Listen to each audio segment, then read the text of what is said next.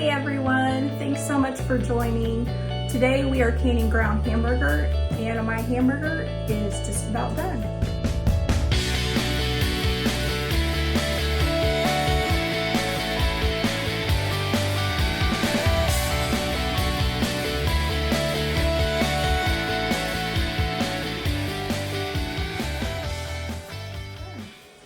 I have got about 16 pounds that I am going to can today. I've already got some of it strained and in my bowl. This is ready. I don't want it completely cooked. I want it just a slight pink, just enough to where it is not going to clump together when I put it in my jars. You do not want it to clump together because that can cause air pockets and other problems. So let's move on. Because this pan is so big, I am just going to scoop the meat out of it into my bowl. I've got my jars. They just finished the cycle in the dishwasher. Because we're canning using the pressure canner, we do not have to sterilize them. But they do need to be hot because we're hot packing our meat today. So everything needs to be hot. The only other ingredients that we need is a little bit of salt, and that is optional.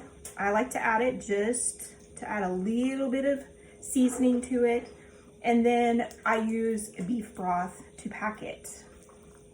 That is it. I've already made pints. I think today I'm gonna do some quarts. You can get a pound of hamburger into a pint jar, give or take a little. I think last time I did 12 pounds and I got 13 pints. So we're gonna do some quart jars today as well as some pints.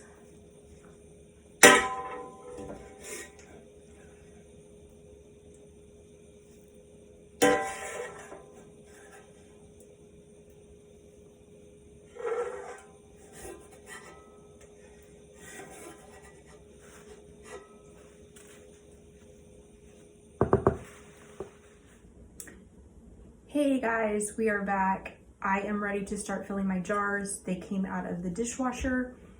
So what we're gonna do is we're gonna take our ladle and start filling our jars. Now you always wanna have a funnel. This came in a kit with the jar lifter, the debubbler, and the lid lifter. You'll want something to lift those hot jars and the lids out of the hot water. I'm going to do pints. I've also got some quarts ready because I didn't have enough pints. So we're gonna see how big of a mess I can do. So we're just gonna put the hamburger in there.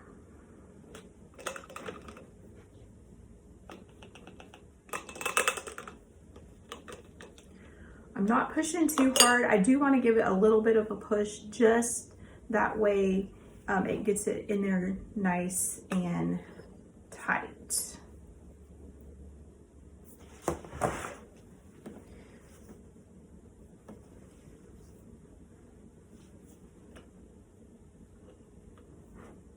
This is the most time-consuming part of the whole process right here. Just getting all these in the jars and stuff in there. Or everything packed. You want to leave about an inch of headspace. That way there's plenty of room for it to expand if it needs to, or that way it can have a good seal on it.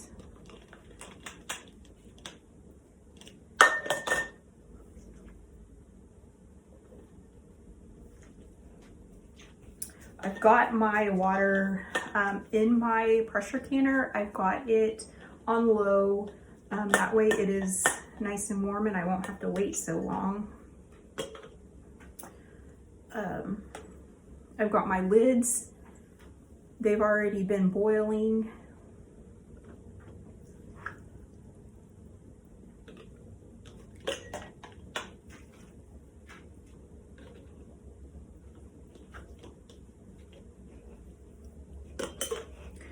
Now, once I put the broth in there, I will debubble, and I may have to add more hamburger.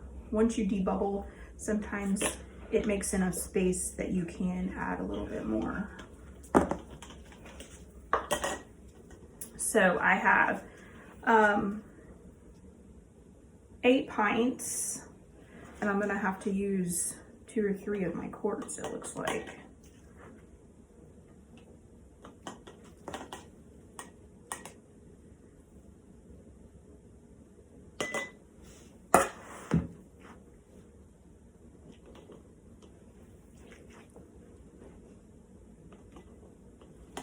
So I'm gonna process my pints first because they are gonna take less time to process than the quart jars. The pints will take 75 minutes and the quarts will take 90 minutes. So I'm gonna do them all first. Now I am ready to start putting my broth in.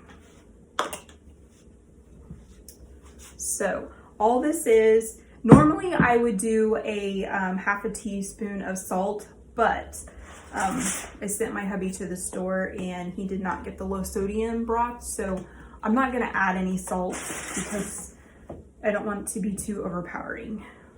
And you can use water, you can use tomato sauce, you can use a mixture of water and broth if you'd like.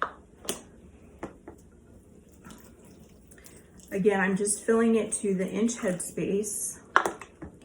And one thing I have not perfected is getting it exactly an inch. Some might be over, some might be under. I'm hoping the more I can, the better I can get at that.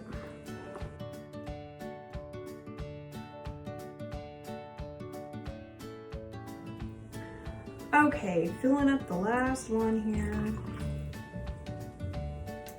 Then I am going to debubble. Okay, I'm just gonna take my debubbler, go around the sides, in the middle. We wanna get out as many air bubbles as we can, if not all of them, because air bubbles will cause our jars not to seal properly. I should have mentioned when I was packing the meat in here, I wasn't really pushing down. Another way that you can do this is just tap the jar before you put your broth in. You can just tap the jar on the counter and that'll help settle it a little.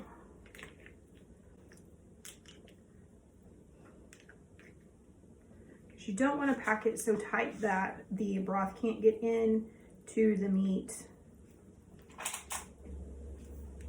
Okay, a couple of these, I'm gonna add just a little bit more.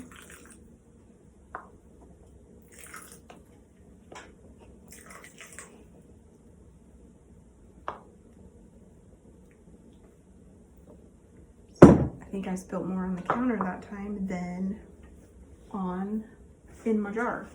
Now, you want, before we do the next step, which is putting our lids on, we always want to do the rims with white vinegar. Always wipe your rims, no matter what you're putting in the jar. You want to get them nice and clean, especially with this meat. I can see there's little spots of fat on them. And we just want to make sure we get all that off. Because if we don't, then our lids are not going to seal. And that kind of defeats our purpose of doing this.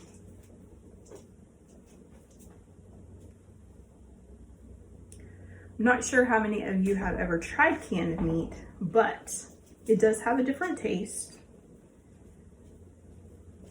But it's something that my family, we have decided that we are going to basically deal with that taste. That way we can have our meat saved in case something happens to our freezers. We have some meat saved and ready to go. Okay, we're ready for our lids, so let me grab those. Now we're gonna take our lid lifter, and a couple of these are wide mouth jars, so I'm gonna use the big ones. I'm not touching the lids, on the bottom at least. I guess there's 3 of them that are wide mouth. And the rest are regular mouth.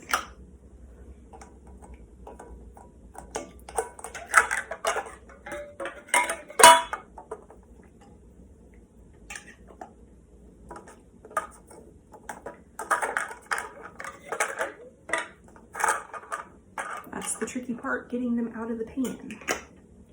All right, now that we have our lids on, we can take our rings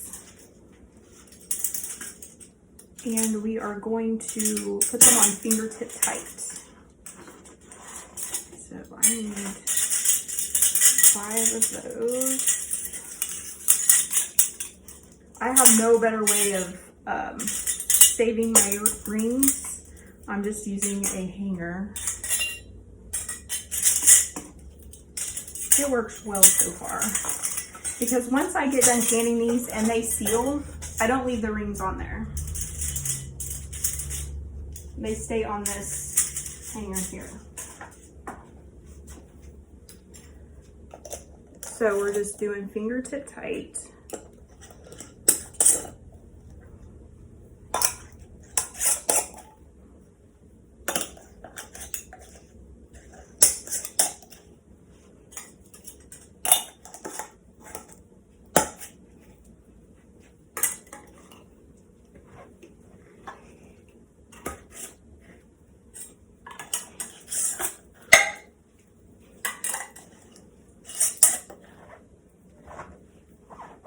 All right, we are ready to put these in our canner. Okay, I have all of them in the canner except this one. I wanted to show you the color of the meat because after they're done, it looks so much better. So here's what we've got so far. I have got my couple inches of water in there, and then now I'm going to put in a splash of vinegar. Vinegar in here. The vinegar helps your jars from getting cloudy, and I definitely want that. Okay, so we are ready to put our lid on. Now, I know I've done this in my previous videos, but I want to do it again. This is the All-American 921, I believe. It does not take gaskets. It is just metal to metal. So what you have to use is either canola oil, or I use the Vaseline jelly. And all you do is take your finger and rub that lube all the way around.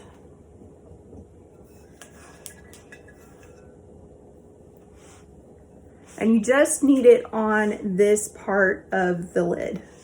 That's the only part you need it on.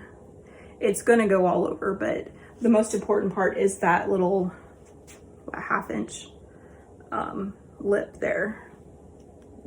I use the jelly, the petroleum jelly, because it's cheaper than the canola oil, and it works just as well.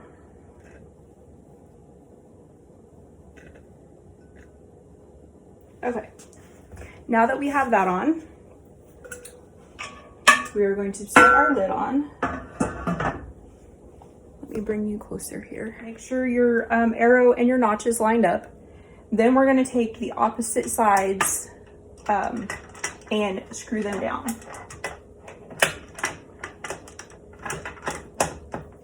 You want to do this at the same time. That way you get even pressure, you get even gaps in between, which is one thing that I always check to make sure your gap is the same on this side as it is on this side.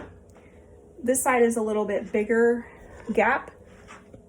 I don't know if I can get you to see that.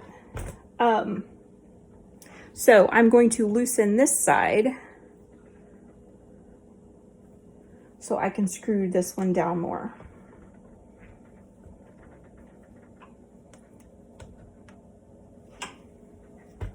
All right, and then we're gonna do the same with the next opposite two. Screw those down. Now I've had my pan on low, so hopefully it won't take as long to get up to pressure. And then the next two, we just tighten them down.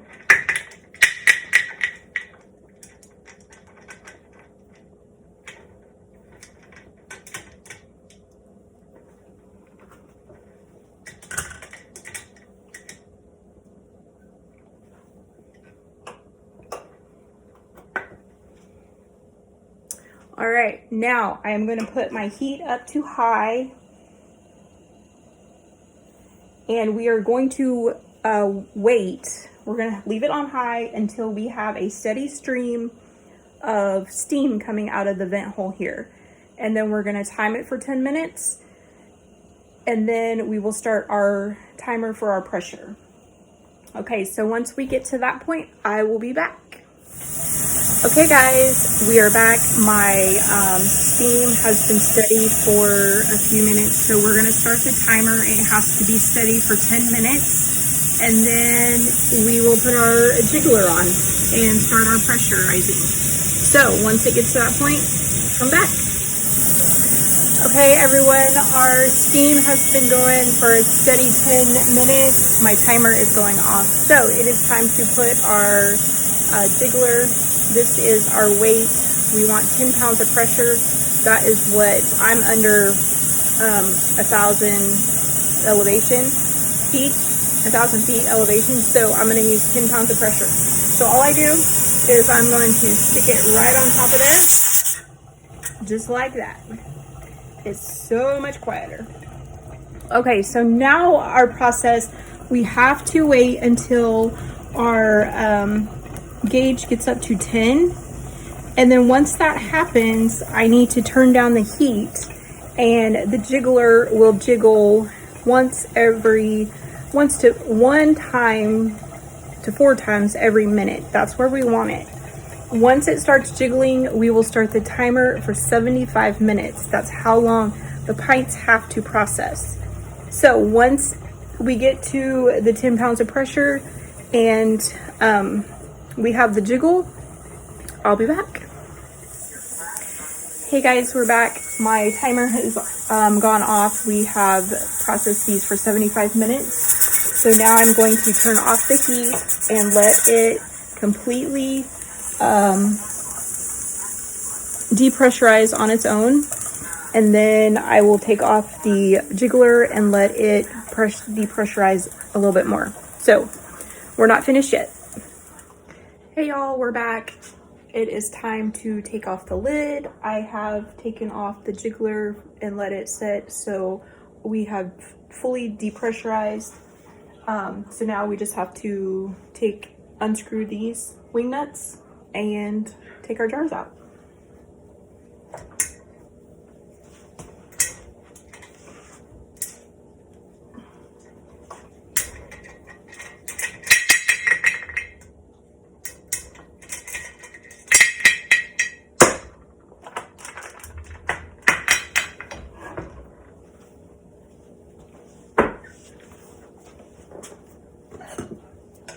Sometimes I have to have a little bit of help.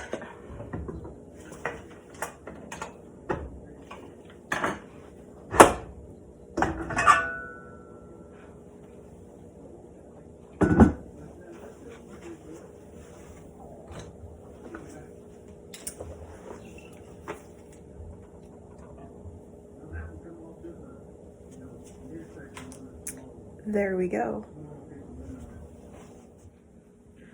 Okay, so now all I need to do is wait and let these cool down a little bit, and then once they have sealed, which I think most of these have, they were sealing as I was taking them out of the pot, but I'm gonna let them cool down, and then I'll take the rings off and cool down completely, and then I'll store them on my shelf. So while these are cooling, I am going to get my pot ready again and do my quartz. If you haven't subscribed to my channel, do that now. Hit that notification bell and it'll notify you when I post new videos. I hope you all have a blessed day.